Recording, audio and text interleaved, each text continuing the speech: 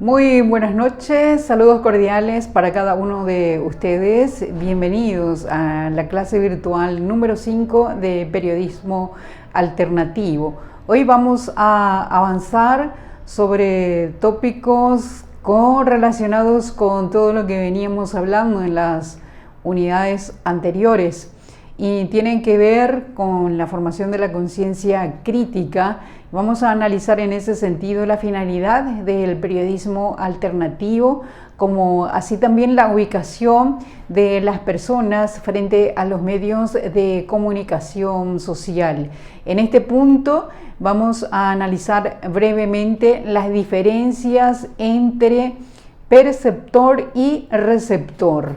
A diferenciar bien estas palabras, perceptor y receptor, porque tiene que ver con la formación de la conciencia crítica frente al análisis del impacto de los medios de comunicación social. También vamos a enfocar la participación popular como un derecho humano y profundizar un poquito sobre el objetivo o los objetivos y características de la comunicación alternativa. Como pueden notar ustedes, las unidades están muy correlacionadas entre sí, pero específicamente hoy quisiera invitarles a recordar una película de gran trascendencia en la producción de animación, de efectos de animación.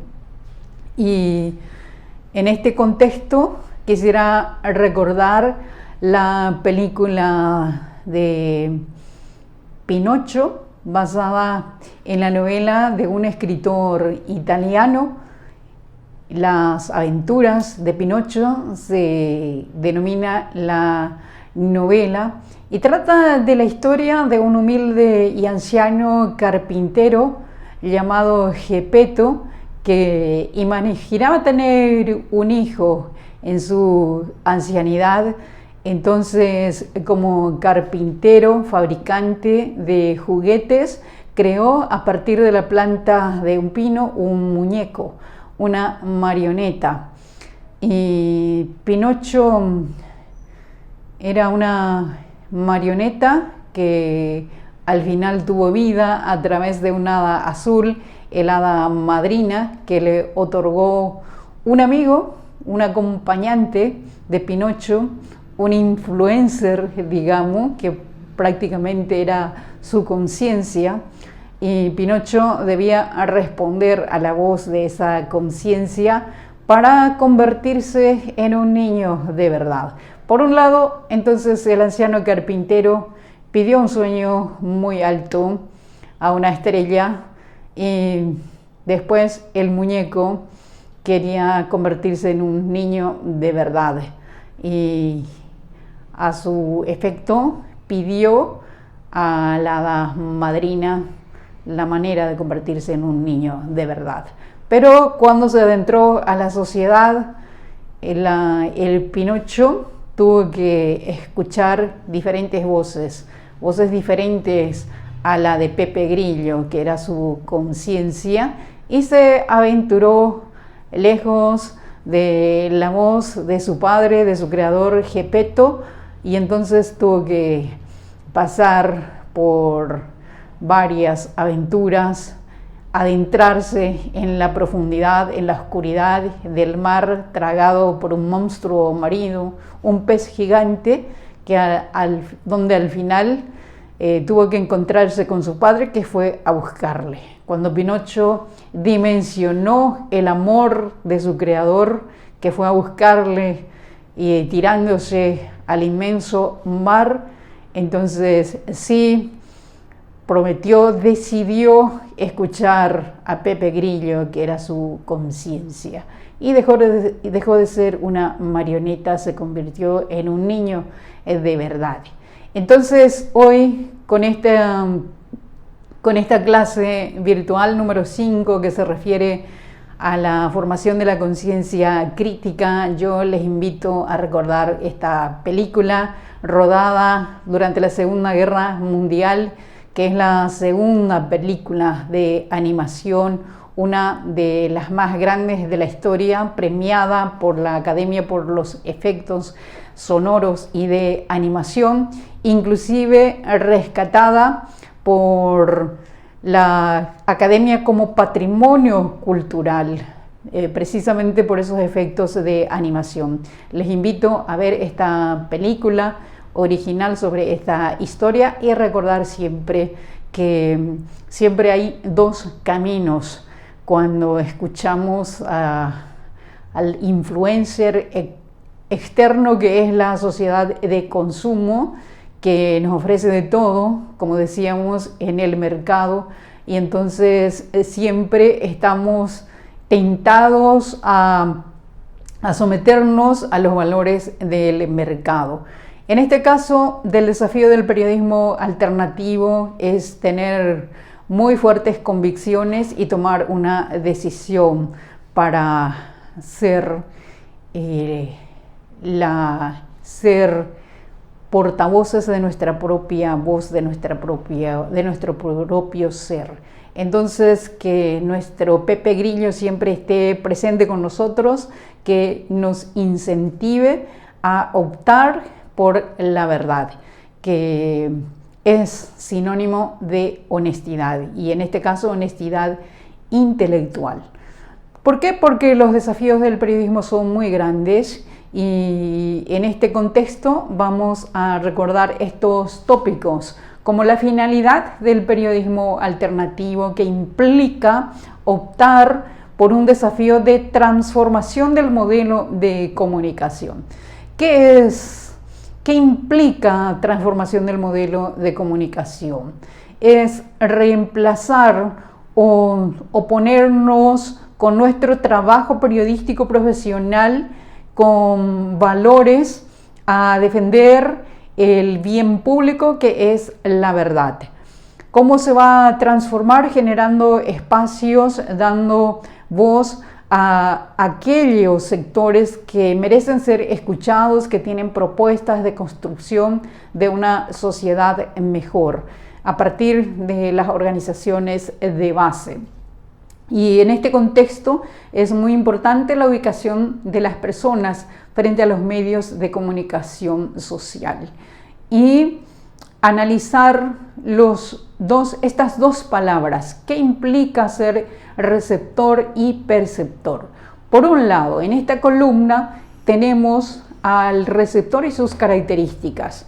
El receptor de un medio de comunicación o de la información transmitida a través de un medio de comunicación es pasivo, es inactivo, busca solamente el entretenimiento, es un mero espectador, un número frente a las pantallas o frente a los medios de comunicación social, es alguien que copia fácilmente, en vez de crear, prefiere copiar, imitar, repetir lo que los medios de comunicación difunden. Carece de una disciplina para la formación de su propia opinión o de su criterio. No tiene una disciplina en este sentido. Estas son las características del receptor, que hay que diferenciar del perceptor. Un verdadero perceptor interpreta la información, observa, es un observador, un analista, se informa, se interesa por la información relevante que pueda incidir en la formación de su conciencia crítica, de su opinión propia. Es un interlocutor interactivo, en el sentido de que actúa, dinamiza la información para formar su criterio propio, su opinión, su formación con respecto a su formación de valor con respecto a un hecho determinado, a un mensaje emitido por un medio masivo de comunicación. Analiza y tiene capacidad de discernimiento y sabe seleccionar también las noticias. las noticias que transmiten los medios de comunicación, para poder diferenciar lo que vale para la formación de la opinión pública. Entonces, estas dos columnas para tener en cuenta. Es muy importante para evitar la manipulación, para evitar ser manipulados y sobre todo para evitar que como comunicadores, que como profesionales de la comunicación podamos convertirnos en manipuladores.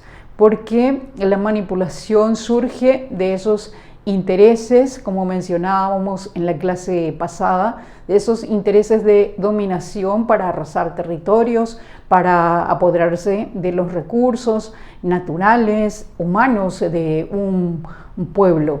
Y por eso es importante tener bien clara esta diferenciación entre receptor y perceptor.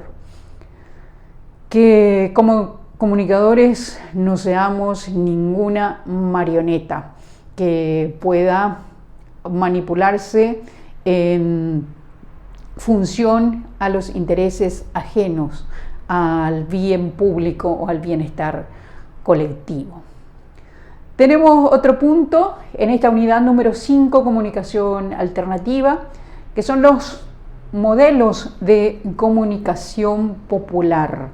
Son 4 modelos que podemos tener en cuenta básicamente. Los visuales, los modelos de comunicación popular visuales, que pueden ser los periódicos murales alternativos de construcción prácticamente artesanal, que pueden utilizarse en una capilla, en un sindicato, en una organización de mujeres, en una organización de base para difundir los proyectos, las iniciativas comunitarias. También pueden servir pasacalles, informativos, formativos y diferentes formas. Por ejemplo, los feriantes, pueden notar ustedes que tienen diferentes formas de modelos de comunicación popular, en este sentido visuales, pequeños cartelitos, inclusive una pizarra donde escriben a mano para promocionar sus productos, para promocionar sus ideas, sus agendas de trabajo, de formación, de capacitación. Esos son modelos, alternativas de comunicación popular. Entonces, los visuales para tener en cuenta. Los audios también forman parte de los modelos de comunicación popular. Al principio, cuando estaban en auge los medios alternativos como las radios comunitarias, se utilizaban los cassettes para formar, para la capacitación en zonas rurales. Hoy día estamos más avanzados con la tecnología, así que tenemos audios digitales y en un momento a otro podemos recibir formación e información a través de los audios que circulan precisamente a través de las organizaciones sociales, profesionales y de diferente índole. Entonces, avanzamos también hacia los modelos audiovisuales. Actualmente están muy vigentes las TV online y muchas organizaciones tienen su propio canal de YouTube. Entonces avanzamos muchísimo en la producción de documentales, de pequeños videos que pueden servir de formación, de capacitación, de incidencia en la formación de la opinión pública. Así que tenemos diferentes opciones en este sentido actualmente. Y dentro de los modelos de comunicación popular también están las técnicas grupales, que pueden ser los paneles, las mesas redondas, los simposios y también muy importante las dinámicas grupales. Estas dinámicas grupales pueden ser juegos interactivos que se utilizan para la formación, para formar la empatía en un grupo social de base, un grupo de comunicadores, y son dinámicas para la integración, para la presentación, para la socialización de ideas. Las dinámicas grupales forman parte de las técnicas grupales, valga la redundancia. Vamos a pasar a otro punto, el punto número 4, que es la participación popular. La participación, así como la participación popular, así como hablamos de derecho humano a la comunicación, derecho humano a la información pública, derecho humano a las nuevas tecnologías de comunicación e información, hoy día la participación popular es un derecho humano y también es un deber político. ¿Por qué un deber político? Porque política es buscar el bien público, buscar el bien de la sociedad.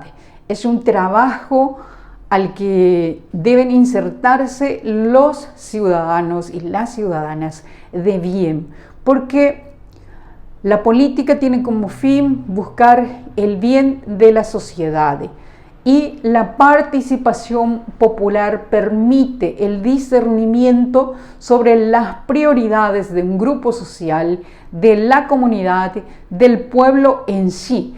Por tanto, es muy importante la incidencia de la organización y de la participación popular en la definición de políticas públicas referentes al derecho, a la educación, a la salud, al agua, por ejemplo. ¿Por qué es importante la participación popular y por qué se convirtió en derecho humano? Por su importancia en la incidencia, en la generación de políticas públicas de acuerdo a las prioridades definidas a través de un consenso social debatido por medio de la comunicación en sus distintas formas generadas en este nuevo mundo del periodismo alternativo. Entonces es muy importante tener en cuenta la participación popular como derecho humano. Y finalmente tenemos los objetivos y las características de la comunicación alternativa. Como dijimos, estos tópicos están correlacionados con las demás unidades que ya hemos desarrollado y por tanto los objetivos tienen que ver también con esta finalidad de la transformación de este modelo de comunicación dominante. Y se trata de objetivos bien altos, así como el Gepetto del Pinocho, entonces transformar la comunicación. Generar espacios vacíos donde las voces deben ser representadas, las voces constructivas, las opiniones válidas en torno a los intereses comunes, en torno a la verdad como bien público. Y las características que corresponden a la comunicación alternativa generalmente son que los medios alternativos o la comunicación alternativa corresponde a medios de producción artesanal, de propiedad colectiva, o sea, de propiedad de una organización, ya sea de un comité de mujeres de un barrio o un grupo más grande, de más trascendencia, en el sentido de la construcción del bien público, de las políticas públicas. Entonces debe ser de propiedad colectiva. Un medio de comunicación alternativa como una radio comunitaria o un periódico mural no puede pertenecer a una persona en particular. Debe responder a una iniciativa de una organización, de una asociación de comunicadores, de una asociación de periodistas, de una asociación de base. La mayoría de las organizaciones que trabajan por el bien común, que trabajan por su propio bienestar, por sus propios bienes comunes, tienen un medio de comunicación alternativa. Así que está el desafío para apuntar a muy alto, como el Gepetto de Pinocho, para no ser marionetas, para no ser manipulados y sobre todo para no ser manipuladores utilizando los medios de comunicación. Muchísimas gracias por la atención, muchísimas gracias también por las sugerencias, por también las opiniones positivas con relación a la materia, a las exposiciones. Desde luego que está la predisposición mía y la motivación también a partir de las opiniones positivas de ustedes y de las sugerencias de ir mejorando siempre, de profundizar y ese deseo sincero de reencontrarnos en algún momento en la Facultad de Filosofía. Y gracias y hasta pronto.